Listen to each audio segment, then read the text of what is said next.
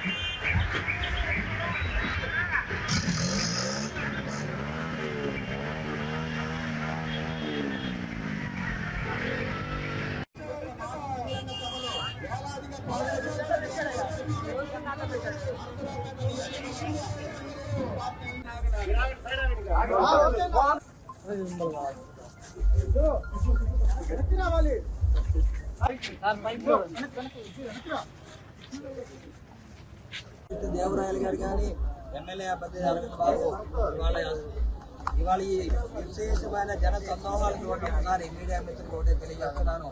ఇక్కడ ఉన్న జన సందోహాన్ని చూస్తే వైసీపీ పతనం అంతమైంది. అదే శ్రీనివాస్ రెడ్డి కూడా మూడోసారి పోటీ చేయడానికి అర్హులు కాదని మీడియా ముఖ్యులు తెలియజేస్తున్నారు. అవినీతి అక్రమాలు దుర్మార్గాలతో 5 ఏళ్లు రాజకీయంగా ఎంతో మంది అణచివేస్తే ఇవాళ ఎలక్షన్ షెడ్యూల్ వచ్చిన తర్వాత దాదాపు 5 నుంచి 6,000 మంది వైసీపీ నాయకులు కార్యకర్తలు టీడీపీలో చేరారు. ఆశ్చర్యపోవాలి. జగన్మోహన్ రెడ్డి గారికి సిగ్గుపడాలి, ఎమ్మెల్యే గోపిరెడ్డి సిగ్గుపడాలి. ఎందుకంటే ప్రజలు చేదరించుకున్నారు.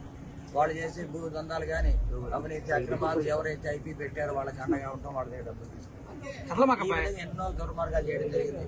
ఆఖరికి మీడియా వాళ్ళు కూడా బెదిరించారు, ఆఖరికి పోలీసులు కూడా బెదిరించడం జరిగింది. ఆఖరికి వ్యాపారస్తులు అయితే ప్రతి షాప్ వాళ్ళు పిలిపించి బెదిరించారు. మీరందరూ కూడా గుర్తుపెట్టుకుని ఎస్టీ, ఎస్సీ, బీసీ, మైనార్టీ వర్గాలు, కాపులు కానీ అందరూ వ్యాపారవేత్తలు ఎవరైతే ఎమ్మెల్యే గోపిరెడ్డి గెలిపించారో వాళ్ళందరూ కూడా అంతం చూశారు అనమాట. ఇటువంటి ఎమ్మెల్యే గోపిరెడ్డి శ్రీనివాస్ రెడ్డికి అంతం పలకాలి, చరమాంకం పలకాలి. నర్సరావుపేట తెలుగుదేశం పార్టీ జెండా ఎగరేయాలి. నర్సరావుపేట కోట మీద టీడీపీ జెండా ఎగురుతుందని చెప్పి ఉమ్మడి పార్టీ అభ్యర్థి అరవింద్ బాబు ఛాలెంజ్ చేస్తున్నారు.